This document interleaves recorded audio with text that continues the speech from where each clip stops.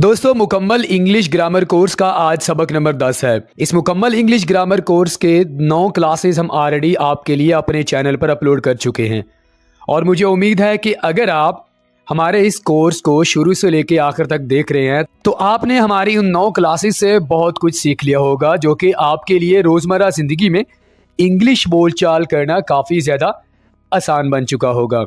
दोस्तों, आज हमारे इस मुकम्मल इंग्लिश ग्रामर कोर्स का सबक नंबर 10 है, जिसमें हम आपके लिए एक इंतहाई अहम लेक्चर लेकर आए हैं। दोस्तों, ये लेसन आपके लिए सीखना बहुत ज़्यादा ज़रूरी है अगर आप अपनी राइटिंग और स्पीकिंग को इम्प्रूव करना चाहते हैं।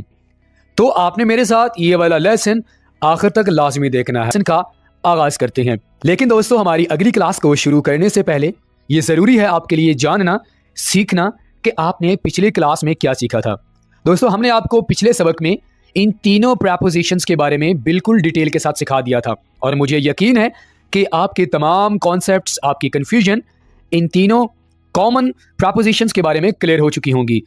अगर आपने हमारे इस वीडियो लेसन को स्किप कर दिया है तो आपको इस सबक का लिंक नीचे वीडियो के डिस्क्रिप्शन में मिल जाएगा। तो आज के सबक में हम आपको क्या सिखाने जा रहे हैं? दोस्तों, आज के वीडियो लेसन में यानी आज के सबक में हम आपको noun and it's all types यानी इसम क्या होता है और उसकी तमाम किस्में, जो कि एग्जाम्स में बहुत ज़्यादा आपके काम आने वाली हैं। अगर आपको इंग्लिश बोलते वक्त इन टाइप्स का यानी इसम की जो किस्में उनका इस्तेमाल करना पड़ता है तो आप कन्फ्यूजन का शिकार हो जाती हैं, और ख़ासकर अगर आप स्टूडेंट्स हैं तो आपके लिए नाउन की तमाम टाइप्स को सीखना काफ़ी ज़्यादा ज़रूरी है। तो आज के सबक में हम आपको नाउन की तमाम टाइप्स के बारे में डिटेल के साथ सिखाएंगे। मुझे यकीन है कि ये लेसन देखने के बाद आपको नाउन की तमाम टाइप्स 100% क्लियर हो जाएंगी। दोस्तों, अगर हम बात कर रहे हैं नाउन की टाइप्स की तो सबसे पहले हमें यह पता होना चाहिए कि नाउन क्या होता है। नाउन को उर्दू में इसम कहते हैं। आपने बहुत दफ़ा यानी आपने बहुत ज़्यादा सुना होगा कि इसम, नाउन। क्या आपने इसकी डेफिनेशन पे गौर किया है? अगर आप इसकी डेफिनेशन पे गौर कर लेंगे दोस्तों तो मैं आपको यकीन से कहता हूँ, नाउन की डेफिनेशन के साथ साथ आपको इसकी एग्जाम्पल्स के साथ नाउन बिल्कुल आपको क्लियर हो जाएगा। तो नाउन क्या होता है वो सीख लेते हैं। वो लफ्ज़ जो किसी ख़ास शख्स, ख़ास जगह या चीज़ के लिए इस्तेमाल हो। यहाँ पर हमारे तमाम कॉन्सेप्ट्स क्लियर हो जाते हैं कि अगर हम किसी जगह के बारे में बात करना चाहते हैं, हम किसी शख्स के बारे में बात करना चाहते हैं, हम चीज़ों के बारे में बात करना चाहते हैं। दोस्तों, याद रखिएगा, हमारे इर्द गिर्द दुनिया में जितनी भी चीज़ें पाई जाती हैं उनका कोई ना कोई नाम होता है। तो उसे जो हम नाम देते हैं उसे इंग्लिश में नाउन कहते हैं और उर्दू में इसम कहते हैं। तो प्लेसेस में हमारे पास कराची, ऑफिस, और लोगों में हमारे पास आसिम, गर्ल, चीज़ों में हमारे पास टेबल, कैट। इस तरह की हज़ारों मिसालें हैं जो कि हम आपको दे सकते हैं, लेकिन समझाने के लिए मुझे उम्मीद है कि ये एग्जाम्पल्स काफ़ी रहेंगी। अब दोस्तों, आपको वन बाय वन नाउन की तमाम टाइप्स के बारे में हम आपको सिखाने वाले हैं। दोस्तों, सबसे पहले हमारे पास नाउन की टाइप आ जाती है प्रॉपर नाउन, जिसे उर्दू में इसमें मारिफा कहा जाता है। अगर आप इंग्लिश टू उर्दू ग्रामर पढ़ रहे हैं यानी या आप उर्दू टू इंग्लिश ग्रामर पढ़ रहे हैं तो आपको इसमें मार्फा काफ़ी दफ़ा सुनने को मिला होगा और आपने डेफिनेशन को पढ़ा भी होगा, लेकिन शायद आपको समझ ना आया हो। आज मैं आपको अच्छे तरीके से ये क्लियर करने वाला हूँ। इसमें मार्फा से मुराद ये होता है कि किसी ख़ास चीज़, ख़ास जगह या ख़ास शख्स को हम इसमें मार्फा कहते हैं। दोस्तों, हमारे पास दो मुख्तलिफ सिचुएशंस होती हैं। या तो हम किसी चीज़ को आम वे में यूज़ करते हैं या उसको ख़ास कर देते हैं। अगर तो हम किसी चीज़ को ख़ास कर दें, जब हम किसी चीज़ को ख़ास करते हैं तो उसको समझना भी आसान हो जाता है। ठीक है, अगर वो चीज़ आम रहती है तो शायद हम उस चीज़ को बेहतर तरीके से समझ नहीं पाते। तो अगर आपने किसी जगह को ख़ास कर दिया, आपने किसी शख्स का नाम लेकर उसको ख़ास कर दिया, आपने किसी चीज़ को ख़ास कर दिया, तो उसे हम इंग्लिश में प्रॉपर नाउन कहते हैं। जैसा कि हमारे पास एग्जाम्पल्स हैं, होली कुरान, कुरान पाक, पाकिस्तान, अप्रैल, संडे, एतवार, अल्लामा इकबाल, ये ख़ास नाम है। जब भी आप अल्लामा इकबाल का नाम लेंगे तो फ़ौरन आपका जो ज़हन अल्लामा इकबाल की तरफ जाएगा। जब आप होली कुरान का नाम लेंगे इंग्लिश में तो आपका जो माइंड है सीधा कुरान पाक की तरफ जाएगा। जब आप पाकिस्तान का नाम लेंगे तो आपका जहन पाकिस्तान की तरफ जाएगा। इसी तरह अगर आप सिविक का नाम लेंगे यानी ये ख़ास तरह की गाड़ी है तो आपका जो माइंड है वो सिविक की तरफ ही जाएगा, किसी और चीज़ की तरफ नहीं जाएगा। तो इसमें मार्फा यानी उस सिचुएशन में इस्तेमाल होता है, यानी जब आप किसी चीज़ का नाम लें, किसी शख्स का नाम लें तो फ़ौरन आपका माइंड उसी चीज़, उसी शख्स की तरफ ही जाना चाहिए। इसे हम कहते हैं इसमें मार्फा और इंग्लिश में प्रॉपर नाउन कहते हैं। ठीक है, उसके बाद हमारे पास आ जाता है कॉमन नाउन, जिसे हम इसमें नकरा कहते हैं। इसमें नकरा क्या होता है? काफ़ी चीज़ों, जगहों और शख्सों के मुश्तरक नाम को इसमें नकिरा कहते हैं। अब दोस्तों यही डिफरेंस है कॉमन नाउन और प्रॉपर नाउन में। प्रॉपर नाउन में आपका माइंड फौरन उसी चीज़ की तरफ जाता है, लेकिन जब हम इसमें नकिरा यानी कॉमन नाउन की बात करते हैं तो कॉमन नाउन बेसिकली एक ऐसा वर्ड, ऐसे शख्स का नाम लें या ऐसी चीज़ का नाम लें जिसमें बहुत सारी और भी चीज़ें आ जाती हैं। ऐसे आपको समझ नहीं आएगा, मैं आपको मिसालों के जरिए समझाता हूँ। प्लेसेस में हमारे पास पार्क, ये कॉमन नाउन है। सिटी, अब आप कौन सी सिटी का नाम ले रहे हैं, यहाँ पर आप इसको मेंशन नहीं कर रहे। अगर तो आप ये कह दें लाहौर तो ये खास बन जाएगा, लेकिन आपने क्या कहा है सिटी, तो ये मुश्तरक नाम है, ठीक है। इसी तरह अगर हम फादर की बात करें तो 5 अगर बच्चे होंगे तो उन 5 का बाप होगा, मुश्तरक है ना। मैन, मर्द, अब मर्द में से कौन सा मर्द है, यहाँ पर हमने उसको मेंशन नहीं किया, तो ये हमारे पास मुश्तरक है, कॉमन है। थिंग्स में हमारे पास क्या आ जाएंगे, डॉग। थिंग्स में ज़रूरी नहीं है कि आपके पास सिर्फ चीज़ें ही हैं, आपके पास एनिमल भी आ सकते हैं जैसे कि डॉग। अब कुत्ते की हमारे पास मुख्तलिफ तरह की किस्में होती हैं, तो यहाँ पर हमने उन किस्मों को मेंशन नहीं किया, खास किस्म को मेंशन नहीं किया, हमने सिर्फ ये कहा डॉग, तो ये मुश्तरक नाम है तमाम कुत्तों का। बर्ड, परिंदा, कौन सा परिंदा है, कौवे की बात कर रहे हैं या कबूतर की बात कर रहे हैं, तो यहाँ पर हम मेंशन नहीं करेंगे, इसे हम इसमें नकिरा कहते हैं कि हम एक ही वर्ड को बोलें जिसमें तमाम चीज़ें आ जाती हैं। इसमें आप ख़ास नहीं करते, इसमें मारफा में हम ख़ास कर देते हैं। तो मुझे यकीन है कि आपको इसमें नकिरा और इसमें मारफा में क्या डिफरेंसेस हैं आपको अच्छे तरीके से क्लियर हो गए होंगे। आगे मूव करते हैं दोस्तों, मजीद इन एग्जांपल्स के जरिए आपको बेहतर समझ आ जाएगा कि कॉमन नाउन और प्रॉपर नाउन में क्या फ़र्क होता है। ये देखिए हमारे पास जो कॉमन नाउन है वो है बुक, और अगर हम होली कुरान कह देंगे तो ये हमारे पास खास हो जाएगा। इसी तरह प्राइम मिनिस्टर, ये कॉमन है, अगर हम इसे खास करना चाहते हैं तो हम कहेंगे इमरान खान। कंट्री बोला, समझ नहीं आया, लेकिन अगर आप पाकिस्तान कहेंगे तो समझ आ जाएगा। सिटी, कौन सी सिटी, आपको समझ नहीं आएगी। मुल्तान अगर आप बोल देंगे तो ये खास हो जाएगा। डे, कौन सा दिन, समझ नहीं आएगा, अगर आप संडे कह देंगे तो बेहतर समझ आ जाएगा। बॉय, लड़का कौन सा, अगर आप उसका नाम मेंशन कर देंगे तो ये आपके पास प्रॉपर नाउन बन जाएगा यानी खास हो जाएगा। कार, कौन सी कार, समझ नहीं आएगी ना, आप बोल देंगे मेहरान, तो बात आपको समझ आ जाएगी, ये प्रॉपर बन जाएगा, खास हो जाएगा। मंथ, कौन सा महीना, अगर आप अप्रैल मेंशन कर देंगे तो ये आपके पास प्रॉपर नाउन हो जाएगा। मुझे यकीन है दोस्तों कि आपको कॉमन नाउन और प्रॉपर नाउन्स बेहतर तरीके से समझ आ गया होगा। आगे मूव करते हैं दोस्तों, आगे हमारे पास है अब्स्ट्रैक्ट नाउन, जिसे हम उर्दू में इसमें मुजर्रद कहते हैं। अब्स्ट्रैक्ट नाउन की डेफिनेशन कुछ यूँ है कि कोई ऐसी चीज़ जिसे ना हम छू सकते हैं ना चख सकते हैं, इसका अपना कोई वजूद नहीं होता, हम सिर्फ ऐसी चीज़ों के बारे में सोच सकते हैं। यानी ऐसी चीज़ें जिनको ना हम छू सकते हैं ना हम उन्हें चख सकते हैं, और उन चीज़ों का कोई अपना वजूद भी नहीं होता, एग्जिस्टेंस नहीं होता, हम सिर्फ उन चीज़ों के बारे में सोच सकते हैं। मिसालें देख लेते हैं, हमें बेहतर समझ आ जाएगा। सबसे पहले हमारे पास इमोशंस आ जाते हैं, एंगर, हेट, नफरत। क्या आप इन चीज़ों को चख सकते हैं या आप छू सकते हैं, इनका कोई वजूद है, बिल्कुल भी नहीं।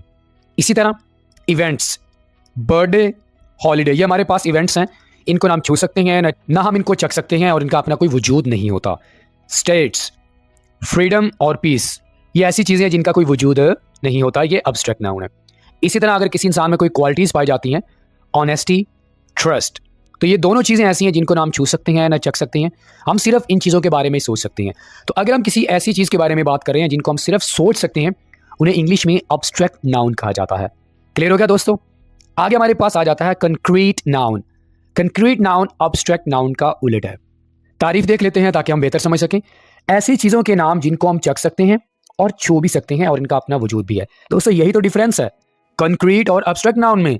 अब्स्ट्रैक्ट नाउन में हम चीज़ों को ना छू सकते हैं ना चख सकते हैं, और उनका अपना कोई वजूद भी नहीं होता। अगर हम इसका उलट कर लें तो ये हमारे पास कंक्रीट नाउन बन जाएगा, जिसे उर्दू में इसमें जामिद कहा जाता है। मिसालों से मजीद क्लियर हो जाएगा। हेयर, बाल, ये ऐसी चीज़ें हैं जिनको हम चख सकते हैं, छू भी सकते हैं, और इनका अपना वजूद भी है। वाटर, पानी, टेबल, मेज़, मनी, पैसा, हेड, सर, पेन, कलम, तो ये ऐसी चीज़ें हैं जिनका अपना वजूद भी है, इनको हम छू भी सकते हैं और चख भी सकते हैं। तो अब्स्ट्रैक्ट नाउन और कंक्रीट नाउन में यही डिफरेंस है। मुझे उम्मीद है कि आप इन दोनों के दरमियान जो डिफरेंसेस हैं वो भी आप समझ चुके होंगे। आगे बढ़ते हैं। यहाँ पर आपने एक अहम नोट अपने माइंड में रखना है, वो ये है कि अब्स्ट्रैक्ट और प्रॉपर नाउन्स, इनके बारे में मैं आपको सिखा चुका हूँ। अब्स्ट्रैक्ट और प्रॉपर नाउन्स हमेशा ऐसे नाउन्स हैं जिनको हम शुमार नहीं कर सकते। वो कैसे? प्रॉपर नाउन्स में हमारे पास होली कुरान है, क्या आप होली कुरान को शुमार कर सकते हैं? बिल्कुल नहीं। इसी तरह आपके पास लव, हेट, ये अब्स्ट्रैक्ट नाउन्स हैं, इनको भी हम शुमार नहीं कर सकते। तो अब्स्ट्रैक्ट और प्रॉपर नाउन्स हमेशा ऐसे नाउन्स होंगे जिनको हम शुमार नहीं कर सकते। ये आपने अपने माइंड में रखना है, ये बहुत ज़्यादा इंपॉर्टेंट पॉइंट है। इसी तरह कंक्रीट नाउन्स और कॉमन नाउन्स ऐसे नाउन्स होंगे जिनको हम शुमार कर सकते हैं। कॉमन नाउन्स में आपके पास गर्ल्स, इनको हम शुमार कर सकते हैं। कंक्रीट नाउन में हमारे पास आ जाते हैं जैसे कि टेबल, चेयर्स, तो इनको हम शुमार कर सकते हैं, इनको हम क्या कहेंगे, काउंटेबल नाउन्स। तो ये आपने अहम नोट अपने माइंड में रखना है दोस्तों। उसके बाद हमारे पास आ जाता है कंपाउंड नाउन, जिसे उर्दू में इसमें मुरक्कब कहते हैं। वो इसम जो एक से ज्यादा अल्फाज पर मुश्तमिल होते हैं। मुरक्कब का माना ये होता है कि जब आप दो डिफरेंट वर्ड्स को मिलाकर एक बनाते हैं तो इसे हम कहते हैं मुरक्कब, यानी दो मुख्तलिफ चीज़ों का मिलकर एक हो जाना। ये आपको डेफिनेशन से क्लियर हो रहा है। वो कैसे? स्विमिंग एंड पूल, ये दोनों डिफरेंट वर्ड्स हैं। जब हम इन दोनों को मिलाकर एक वर्ड बनाएंगे स्विमिंग पूल, तो ये आपके पास इसमें मुरक्कब हो जाएगा। इसी तरह हेयर एंड कट, ये दोनों डिफरेंट वर्ड्स हैं, एक से ज्यादा अल्फाज पर मुश्तमिल है, तो दोनों को हमने एक बना दिया तो आपके पास क्या बन गया, इसमें मुरक्कब।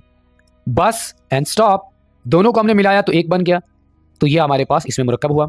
Black board, black and board, ये दोनों लफ्ज मिलकर एक बन गया, तो इसे हमने क्या कहा, इसमें मुरक्कब। फुटबॉल, इसी तरह बेडरूम। हमारे पास बहुत सारे एग्जाम्पल्स हैं, आपको समझाने के लिए ये 6 एग्जाम्पल्स काफ़ी हैं, मुझे यकीन है। तो इसमें मुरक्कब यानी वो अल्फाज जिनमें हमारे पास एक से ज़्यादा अल्फाज होते हैं, यानी उनमें हम 2 वर्ड्स ऐड करते हैं और उन दोनों वर्ड्स को हम एक ही बनाकर उनको डिस्क्राइब करते हैं। Bus stop, football, bedroom, hair cut, ये हमारे पास कंपाउंड नाउन की एग्जाम्पल्स हैं। आगे मूव करते हैं दोस्तों। आगे हमारे पास आ जाता है कलेक्टिव नाउन। ये बहुत ज़्यादा इंपॉर्टेंट है और ये स्टूडेंट्स को काफ़ी ज़्यादा कंफ्यूज करता है। कलेक्टिव नाउन को उर्दू में इसमें जमा कहते हैं। तारीफ देख लेते हैं। लोगों के मजमूए, चीज़ों के मजमूए, जगहों के मजमूए और जानवरों के मजमूए को कहते हैं। एग्जाम्पल देख लेते हैं ताकि मजीद आप इस चीज़ को समझें। अ क्लास ऑफ स्टूडेंट्स, अब आपके पास एक ही क्लास में कितने स्टूडेंट्स होते हैं, 12, 20, 30, 40। तो आपने अलग अलग उन स्टूडेंट्स का नाम नहीं लिया, बल्कि आपने क्या कह दिया, अ क्लास ऑफ स्टूडेंट्स। स्टूडेंट्स आपने स्पेसिफाई नहीं किए, तो आपने उन तमाम स्टूडेंट्स के लिए, उन तमाम क्लास के लिए आपने ये वाला वर्ड यूज़ किया, क्लास ऑफ स्टूडेंट्स। इन्हें हम कहते हैं कलेक्टिव नाउन। इसी तरह अ फ्लॉक ऑफ बर्ड्स, यानी जो परिंदे हैं उनका ग्रो। तो यहाँ पर हमने तमाम के तमाम जो परिंदे हैं, चाहे उसमें जितने भी आ जाते हैं, हमने उनके लिए एक ही जो वर्ड है उसको यूज़ किया। तो जब हम एक ही वर्ड को यूज़ करके तमाम चीज़ों के बारे में बात करें, तमाम लोगों के बारे में बात करें, तमाम जगहों के बारे में बात करें, तो इसे हम क्या कहते हैं, कलेक्टिव नाउन कहते हैं। ए बास्केट ऑफ फ्रूट्स, फ्रूट्स की एक जो बास्केट है उसमें आप मुख्तलिफ तरह के फ्रूट्स हो सकते हैं, तो आपने उन तमाम जो फ्रूट्स हैं उनके लिए आपने एक ही वर्ड यूज़ किया, a basket of fruits. A company of actors, अब एक्टर्स बहुत सारे होते हैं, तो आपने उन तमाम लोगों के लिए आपने एक ही वर्ड यूज़ किया है, वो कौन सा है, अ कंपनी ऑफ एक्टर्स। इसी तरह और भी हमारे पास एग्जाम्पल है, आर्मी। अब आर्मी हमारे पास, यहाँ पर आप एक बंदे की बात तो नहीं कर रहे, आप अपने मुल्क की तमाम आर्मी के बारे में बात कर रहे हैं, तो इसे हम क्या कहते हैं, कलेक्टिव नाउन कहते हैं। ठीक है। अ पार्टी ऑफ फ्रेंड्स, तमाम दोस्तों की एक पार्टी, तो ये भी हमारे पास कलेक्टिव नाउन है। अ बुक ऑफ नोट्स, एक बुक के सारे नोट्स। तो दोस्तों याद रखिएगा, जब भी हम सारी जो चीज़ें हैं, जो जगह हैं, जो लोग हैं, उनके लिए हम सिर्फ एक ही वर्ड यूज़ करें, ठीक है, उसे हम क्या कहते हैं, कलेक्टिव नाउन कहते हैं। मुझे उम्मीद है कि ये आपको क्लियर हो गया होगा। आगे बढ़ते हैं दोस्तों। आगे हमारे पास आ जाता है काउंटेबल नाउन, जिसे उर्दू में इसमें शुमार कहते हैं, यानी ऐसी चीज़ों के नाम जिनको हम गिन सकते हैं, चाहे वो वाहिद हों या जमा हों। ये बहुत ही आसान है। एग्जाम्पल देख लेते हैं। Book, ball, dog, man, bag, बोतल। तो दोस्तों ये ऐसी चीज़ें हैं जिनको हम गिन सकते हैं। अब चाहे तो वो एक हो, अब देखो हमारे पास ये बुक है, ये हमारे पास एक है, तो हम इसे जो शुमार कर सकते हैं। अगर हम इसके आखिर में एस लगा देंगे तो ये हमारे पास जमा हो जाएगा, हम फिर भी किताबों को गिन सकेंगे। इसी तरह बॉल एक है, हम इसे गिन सकते हैं। अगर हम इसके आखिर में एस लगा दें तो ये बॉल्स बन जाएंगे, हम बॉलों को भी गिन सकते हैं। तो ऐसी चीज़ें जिनको हम गिन सकते हैं, चाहे वो जमा हो या वाहिद हो, उन्हें हम इंग्लिश में काउंटेबल नाउन कहते हैं। ऑन दी अदर हैंड हमारे पास आ जाता है अनकाउंटेबल नाउन, यानी नाकाबिले शुमार इसम, यानी ऐसी चीज़ों के नाम जिनको हम गिन नहीं सकते। और याद रखिएगा दोस्तों, ऐसी जो चीज़ें होती हैं, अनकाउंटेबल नाउन की बात कर रहा हूँ, इनके जमा नहीं होते। वो कैसे? मिसालों के जरिए आपको समझ आ जाएगा। क्या आप पानी को गिन सकते हैं? बिल्कुल भी आप गिन नहीं सकते। क्या आप दूध को गिन सकते हैं? मिल्क। क्या आप पैसे को गिन सकते हैं? नो। शुगर को भी आप नहीं गिन सकते। मक्खन, बटर को आप नहीं गिन सकते। लव, प्यार को आप गिन नहीं सकते। तो ये वो चीज़ें हैं जिनको हम गिन नहीं सकते, जिनको हम अगर कोशिश भी करें तो हम शुमार नहीं कर सकते। और आपको मैंने बताया था कि इनके जमा नहीं होते। क्या आप वाटर को ये कह सकते हैं कि वाटर्स, आखिर में आप एस लगा दें और आप कह दें जी ये हमारे पास प्लूरल हो गया? ऐसा तो पॉसिबल ही नहीं है। इसी तरह अगर आप ये कह दें कि हम मिल के आखिर में एस लगा देंगे तो ये हमारे पास प्लूरल हो जाएगा, ऐसा पॉसिबल नहीं है। आप जो अनकाउंटेबल नाउन है उनको आप कभी भी जमा नहीं बना सकते। शुगर के आखिर में आप एस लगाकर इसको शुगर्स नहीं कह सकते। इसी तरह आप लव्स नहीं कह सकते। तो याद रखिएगा, अनकाउंटेबल नाउन जिनको हम गिन नहीं सकते, चीज़ों को गिन नहीं सकते और इनके जमा भी नहीं होते। ऑलराइट फ्रेंड, तो इसी के साथ ही आज का हमारा सबक नंबर 10 यहीं पे मुकम्मल होता है।